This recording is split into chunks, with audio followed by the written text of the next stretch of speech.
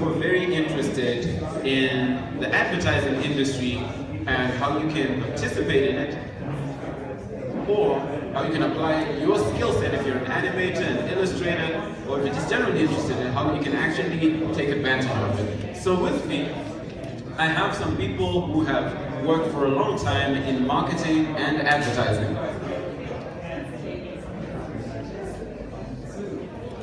I'm joined by three very illustrious individuals. We'll start with the gentleman who's very comfortable in the seat by now, Mr. Zyon Black, of course. Thank you. Yes, he's our returning presenter. For the people who were not here earlier, my name is Dennis. Most people know me as Zyon Black. I am a musician, producer, DJ, and been doing music for a long time, very long time. In the context of the current talk, worked on quite a number of projects, advertising projects in terms of creating the music and developing the content for audio campaigns on radio and online. So yeah.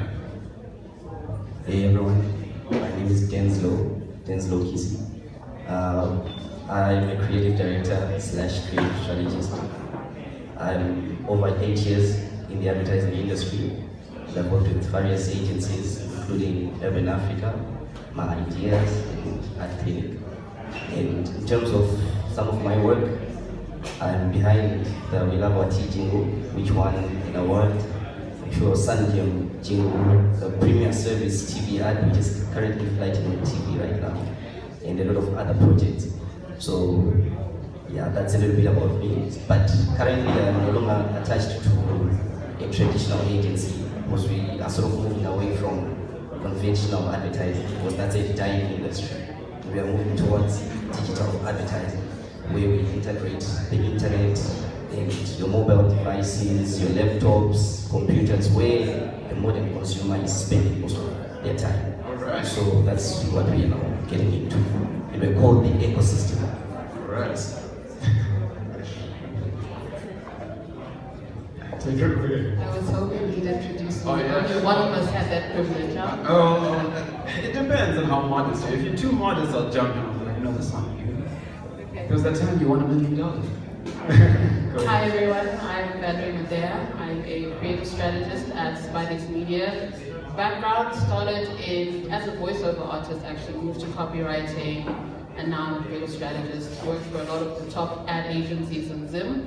My career is not that long, but I guess he was adding up all our years in the industry. I've only been in for about 5 years, 4 to 5 years effectively. Wow. Wow. Let's give them a round of applause. We've got some big people on stage right now. Now, I was having a conversation with Tina earlier on, and we were talking about how our community has a lack of understanding of certain dynamics that that take place outside of creating content. Dynamics that take place outside of making art. The things that justify the art that we make. And that conversation we had was after we noticed that most of our community members don't understand some of the decisions we make, some of the styles of marketing that we employ, and so on. So these guys are best equipped to answer those questions and also inform you. So we rushed into this one in a hope that we'd also have a Q&A session right afterwards, and you guys can get the most out of these professionals. So Valerie, you and Denslow have brought up an interesting word, which is strategy, and you've talked about being strategists. In the world of advertising, can you give us like a roundup of what that means on a day-to-day? What does that mean to the layman, if you could explain what strategy is and give us some examples? Okay, when it comes to advertising, there's different kinds of strategy. How we break it down is there's creative strategy, which is the process of how you come up with your concepts, how you develop your concepts, the media, the channels that you're going to use to communicate your message after you've developed your message, which we tend to call our big idea, which then guides the whole campaign. And then there's something called brand strategy, which I also do creative strategy and brand strategy. what is the brand, where does the brand want to go, who's the brand's audience, what are they trying to sell, and what's the best way to communicate to that audience as well as grow the business. Because at the end of the day, it's about what value are you bringing to what the consumer and to the business. Wow. Denslow, would you like to comment on the same question? Okay, so I hate the tech stack. So I'm going to talk in a more simplified way. So let's take this marketplace as a battlefield, right? A strategy in war is what you use to counter your enemy, to attack, to ambush your enemy, and make sure that you win the struggle. So in advertising, you're basically saying there is a brand, there's brand A and there's brand B.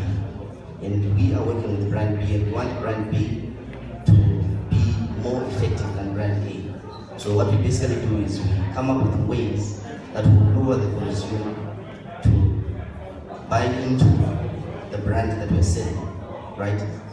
And think that this brand is a goddess and completely forget about brand A. I don't know if it's clear. That's a very graphic way of putting it. I actually quite like it. So I guess in this branding war or communications war, you guys look at people like us, the animators, the sound designers, and sound engineers as the foot soldiers. Would that be a correct assumption to make, Valerie? I think essentially that is one of the ways of looking at it. I will just feed into this analogy. It's too technical to it. We look at all our contributors to the overall goal as foot soldiers. Some are generals, like your creative directors. They'd be more of your generals leading in the war, giving you direction, telling you when to attack, telling you when to retreat, telling you to revise the strategy. Okay, we will beat it this way. How do we make it better? Okay, so I'm going to ask Dennis a few questions about the media or the content that is created in recent times. It's very apparent that with the advent of social media and the internet, communication by advertising agencies has morphed into something else. Can you explain or share with us some of the most odd scenarios in which you're asked to create content for a campaign? Something that probably the Zimbabwean market isn't used to? I would say it isn't used to. I think this is purely my opinion, but most brands and most agencies in Zimbabwe tend to play it safe, very safe. So they don't ever make anything that everyone's not used to. Actually, they make stuff that people are too used to. And so you mean to say they play it safe? They play it too safe. And literally, a few days ago, I got an email from an agency that I worked with on a campaign. Was it last year or the year before? They asked us to make a song, right, for the brand that they were launching. But they insisted that it had to be Denslow. Oh wow. And then I proceeded to tell them that maybe I'm the wrong guy too. I mean, dubstep, yeah. No, I think, like the thing with electronic music is it does incorporate a lot of genres, but they were very specific on the type of sound that they were trying to go for. But after a lot of conversation, and the good thing is the creative director there was also, he was a bit of a risk taker. The brand was trying to play it safe, really safe. So we managed to find a good blend between, a modern electronic sound and, the dancehall that they wanted. We didn't go too deep into dancehall, but yeah, that was one of the more, weirder requests. That was like, of all the things. That's interesting. Okay, Valerie, I got a question for you. You brought up risk, and I think everyone in this room is fed up with some of the messages that we get in advertising. It's the same old, the same old narratives in the commercials and the print ads, etc. If you were to head your own risk-free agency, what's the first thing you'd like to try out in Zimbabwe using new media? I think the first thing that I'd like to try is probably develop, I think we don't have enough of, the mobile apps, gamification. I think the best one for me was Pokemon Go. Yes. And that one went viral, it was global. And we developed something similar for one of our clients, but at the end of the day, they always come back to cost and skill and who's going to do it and all of that stuff. Yeah. So there's a lot of red tape. I'm always saying to the team that the depth of creativity and innovation is BRB. Bureaucracy, red tape, and budgets. Oh, So at the end of the day, we're stuck to that. But just to answer or to contribute to what he said, it's true. We tend to stifle creativity, especially with our third-party suppliers. But that's because in this instance, it can be one of two things. We did our research, we got our insights, and we figured that's what would sell best to the people we wanted to sell to. Or two, we didn't do our research, we don't know who we're selling to, and we don't know how to speak to them. Wow. It's either of the two. Wow. Just to for that point, because I think the relationship between the creator and the agency needs to be. The problem I've seen and the problem I've faced is it's always been a top down. It's always been them talking down to you as if you don't have an audience, Yeah. And I'm like, look, I've been doing this for a long time. I've played festivals with 10,000 people, 15,000 people. You should have said that in your bio, man. That's how you introduce yourself. I don't know how to write bio. I've got number 1 tracks in South Africa, Botswana. Yeah, I have an idea of how to get across to people, and if we work together, we can make something amazing. And yeah. Denslow, why do you think there's that lack of trust?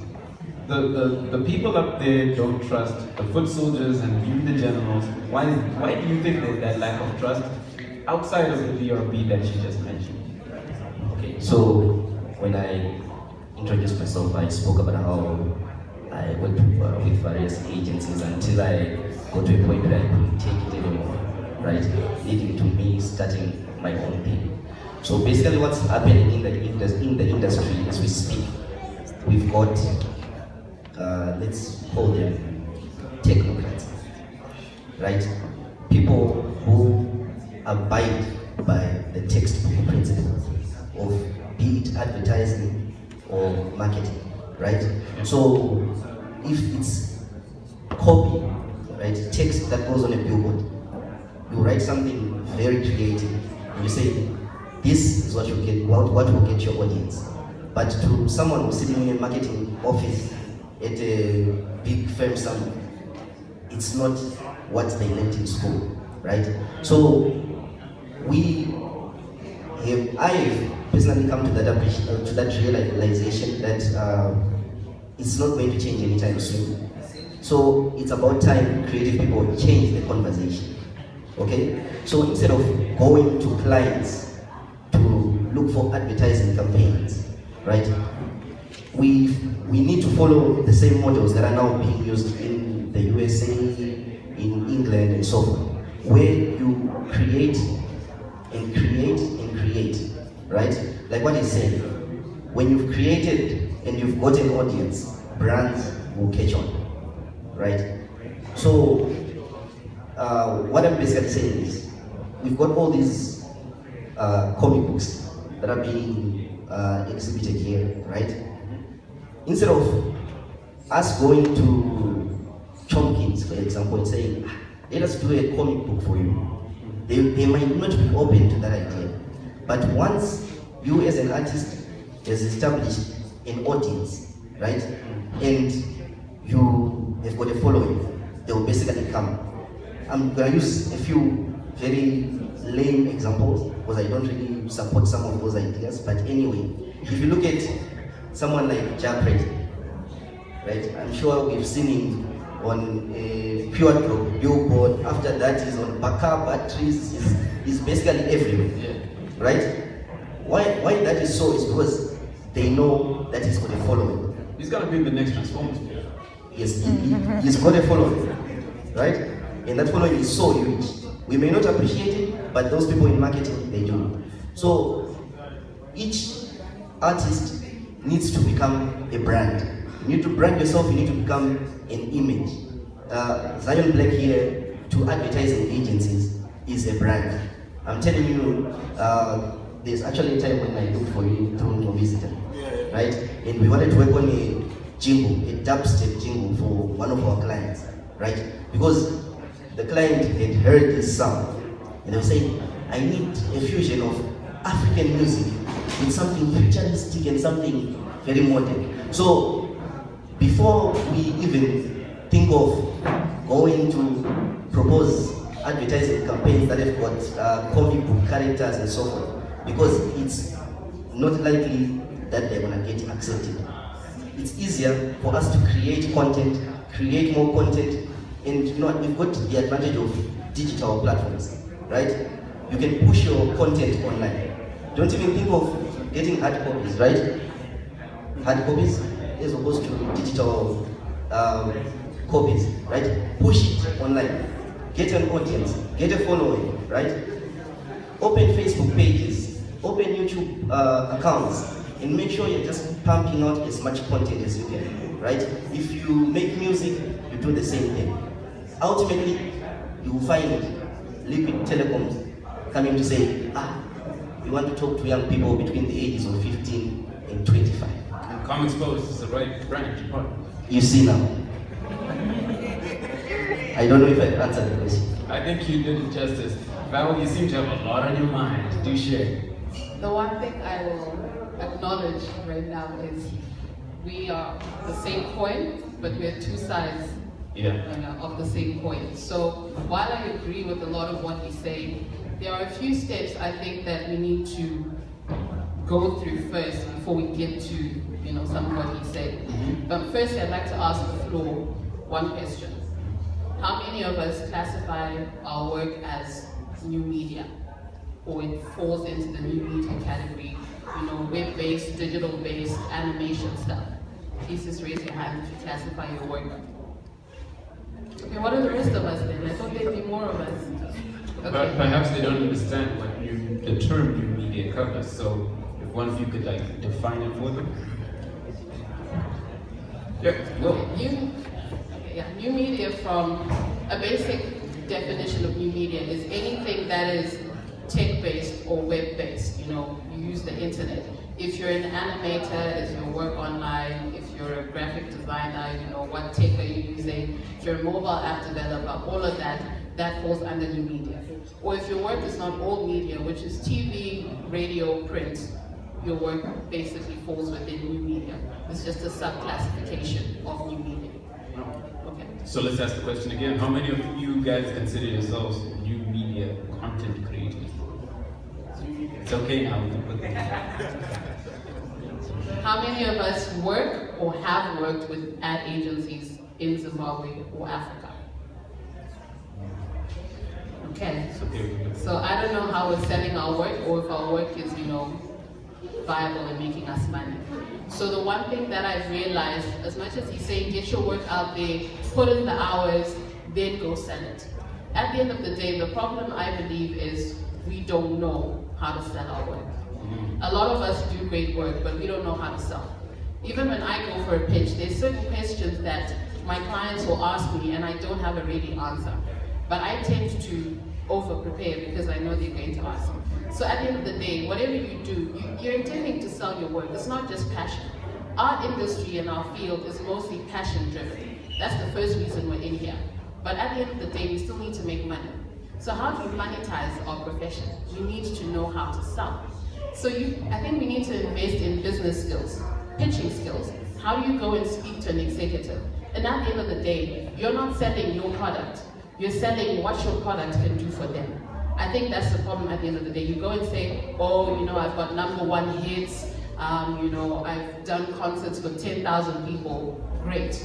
What's in it for me? What can you do for me? I can give you reach and access to the 10,000 people. When I make a hit, chances are people are going to buy into it, they're going to develop some sort of relationship with your brand, all of that kind of stuff. That's how you sell. And you talk numbers. It's something that you actually have to learn. And these days, because of the internet, new media, we can now learn. Just take your phone out, learn new skills, learn how to sell, understand, build a business case. If you want to sell your comic book and say, look, product placement within my comic book, and my comic book has 1,000 people that view it every other week or whatever, which is going back to what he said. As long as you know how to sell, chances are you can still sell your product while you're still developing it. A lot of great ideas were not fully fledged when they went to market, but they developed them as they went. Wow, you can drop the mic now. Mr. Denslow, yeah? Okay, so just to support what she's saying, if you look at our, I'm not sure if we are all familiar with this, but what the internet has done, it has created a platform that is accessible to everyone. It has also created tools to measure performance, right? So every time you are hitting the like button, you are actually contributing to what are called analytics, right? Which are figures and statistics and numbers used to measure the performance of someone, right? So as long as you are sitting on your work and you're not getting those likes, you don't have an audience, you cannot justify what you're doing to any of the big brands. However, let's start small. Let's use Facebook, right? Because that's a free platform, you don't even need to pay for it. So for those that have got a bit of money, you can sponsor your posts, right? But get those likes, get people liking, get people following the conversation. I'm going to tell you now, in South Africa, people are no longer publishing novels. Eh? They like printing novels and having hard copies. Some are even just writing stories and putting them on Facebook, right? So each week they've got a new chapter, and these pages are getting over 200,000 likes. Most people are following the conversation, people are engaged, right? So at the end of the day, you've got 200,000 likes on your page. You can go to, I'm just supporting what you said, you can go to Elevate or Youth, what. And then you're going to say, listen, let me make a skit about you. Let me do a comic strip on your organization, or just place your organization in the content. And I guarantee you're going to get 200,000 views. That's excellent. You see now.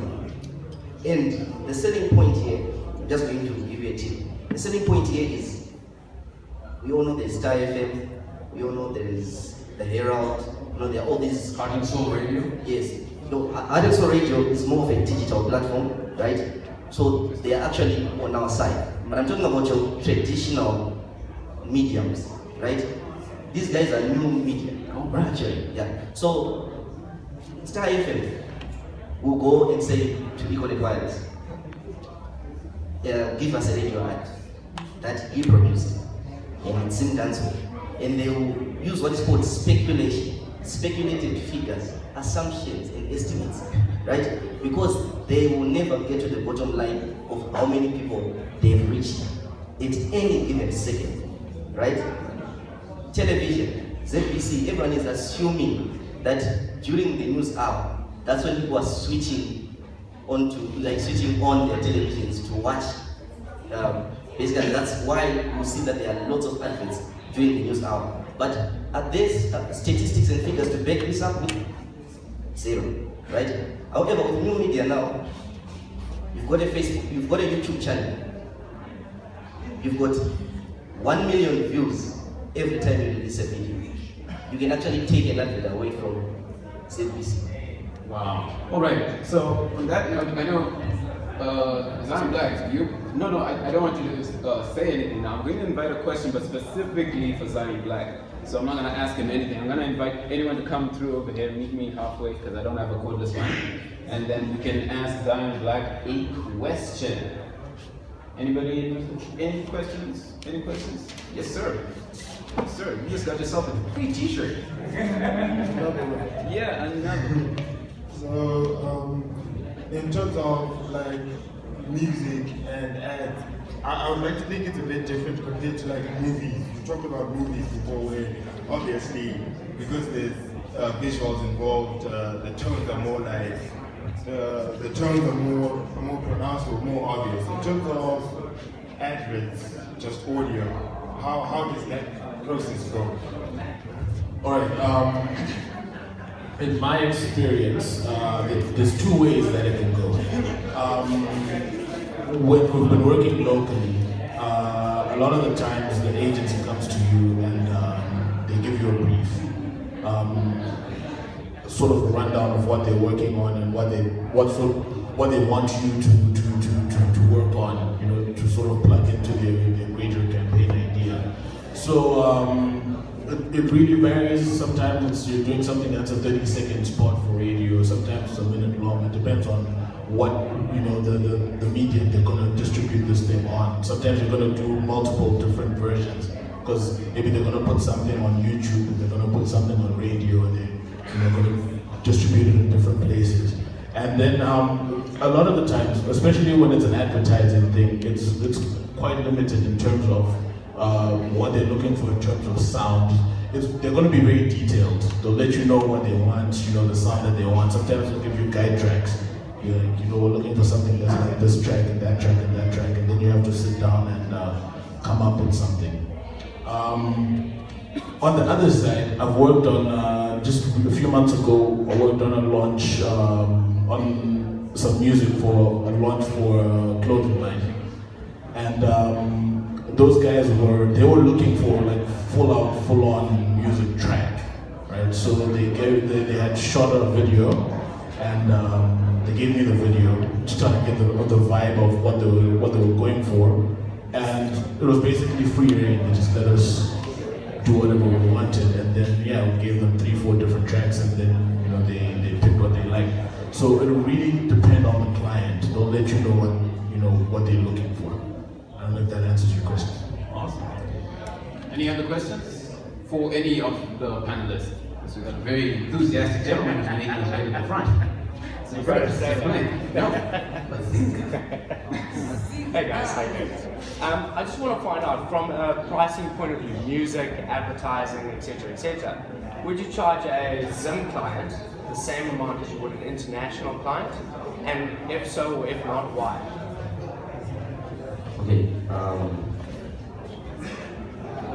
believe it or not, we recently shot a TV ad for about $60,000 after shooting another one for $3,000. So at the end of the day, I think, remember, she spoke of budget as well and bureaucracy and all that. So it all depends also on the kind of client you're working with, right?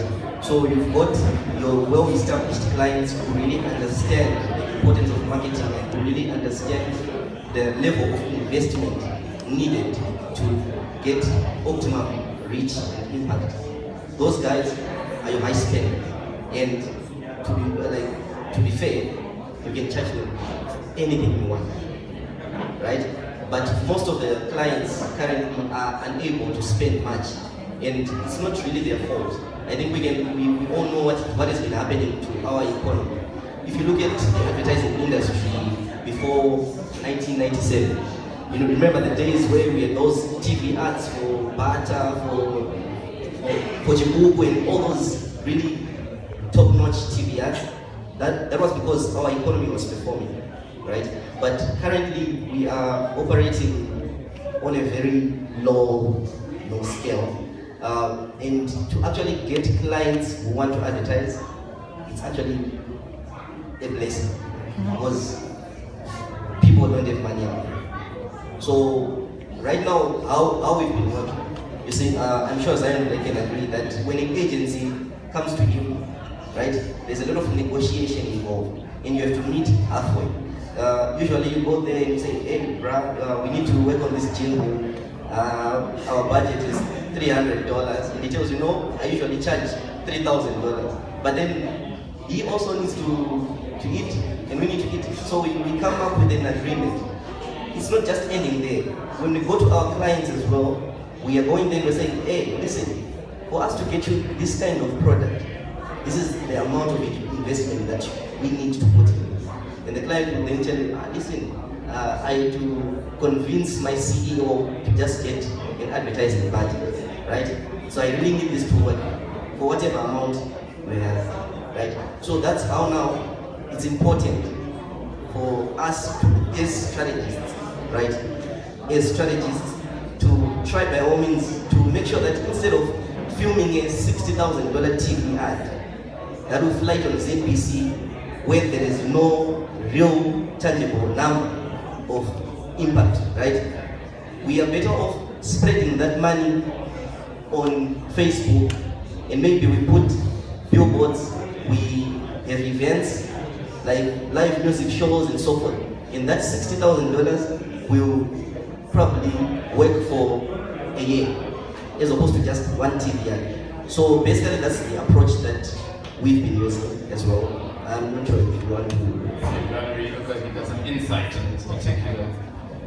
I agree with everything he said, but again, it comes back to what value do you place on your work and what value do the clients get or receive from your work? How do they see your work? As much as budgets are there, you find that there are times when a client will come to us as Spidex Media and say, I've only got 10 grand for this project, you know, and then we'll say, fine, we can make it work. Other times we'll actually tell you to your face, no, because we don't want to compromise the value of our work. And sometimes they'll come to you and your work is worth 10,000, but you end up doing it for 1,000. It comes back to education again. Clients only approve or spend on things they understand. So a lot of times our clients will come to our offices and see what we do. Sometimes bring your clients into your creative process. Show them what you go through to get that one character done. Show them what you go through to make that character move.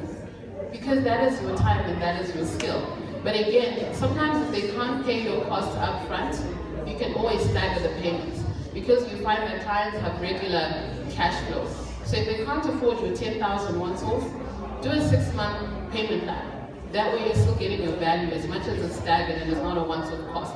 And then for certain projects that involve IP, you can lease it out instead of selling it to them for, you know, less than it's worth. And then at the end of the day, it remains your IP and you can sell it again.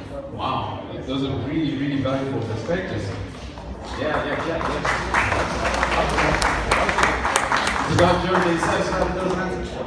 That's how we roll the comps.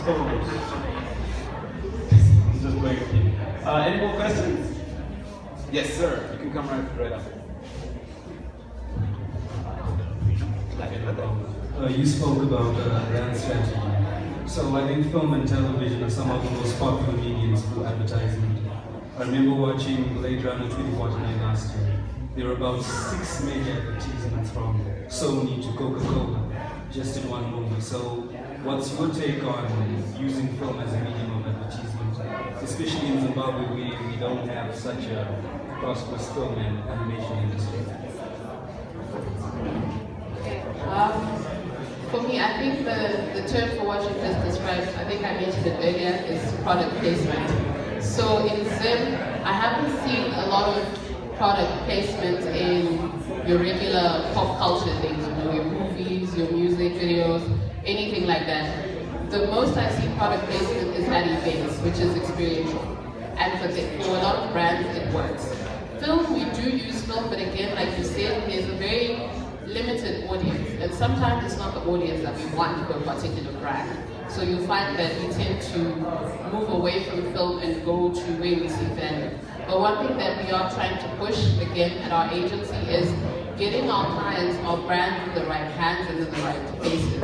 So you may find in the near future some of our brands will be present in your music videos and things like that. Yes, so go ahead. From a different perspective, film plays a very pivotal role in advertising. Every advert that you've seen that looks high budget has a film camera in it and a lot of investment in it. So my recommendation is you network as much as you can and you establish yourself as a production house and you see agents actually coming to you for support. You see, storytelling is very important in pushing brands. I'm going to keep referring to Equality Wireless as a brand that really understood the concept of storytelling. And if you look at their brand equity, like let's use it as a measure of the value of their brand, in the emotional value, basically, in Zimbabwe. Like for every consumer who has watched the Iconic Wireless TV ad, it's like that brand that makes you feel like home, and you know. So basically, storytelling and film, those are the two things that really push brands. Because at the end of the day, people are subscribing to stories as opposed to just the logo or whatnot. So yes, let's try by all means to get known as filmmakers and also improve on our quality. Right? I was telling you about the TV ads that we recently filmed. Right? No offense to our local industry, but what happened was, you know, we actually looked at different TV ads that were out there. We looked around and we failed to find someone who could meet the standard that the client wanted, right? So we ended up getting people from SA to come here and film a TV ad, right? I'm not saying that people who are not good in Zimbabwe, but I'm saying if they are there and they are all quiet and they are in the shadows, they are not online. Remember, I spoke about being available online and their portfolios are not out there, then you leave us with no options, you know. If you get your work out there, invest in a good camera. That's the other thing. Invest in a really good camera that gives you that kind of texture.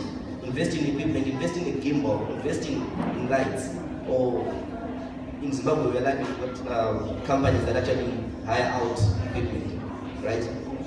But trust me, storytelling in the best way for human beings to connect with brands is when they see something they can relate to, and these are other human beings. So you will see a person smiling and it's 24, what's that slow motion? 24 frames per second, I don't know, right? And a person is smiling and you know there's that emotional music that you would have worked on, and then all the pieces are gelling together and there's rain, you know, and everything is sort of sinking, you know, and the story is complete. Trust me, film will just make it work. All right. On that note, yeah, I was going to ask you to speak next. Go ahead. No, you go ahead. All right. I think these guys really, you know, they've dropped the truth bombs. Yeah. But it all comes back to what Denslow said earlier, which I am a supporter of, and I believe is the new strategy for creatives, right? We're going into a time where the value of creativity is it's sketchy. People buy based on price, you know. A lot of times, like we're saying, in a situation like Zimbabwe, there's not a lot of money going around, so decisions are based on what's the cheapest thing, you know, what's, you know, it's all about the bottom line. So for all content creators, whether you're a filmmaker or you're a musician or you're an animator or you're an artist or an illustrator, it really is about building up a community around yourself. So that's going to be the thing that really sets you apart and is going to, you know, help increase whatever money that you're going to make.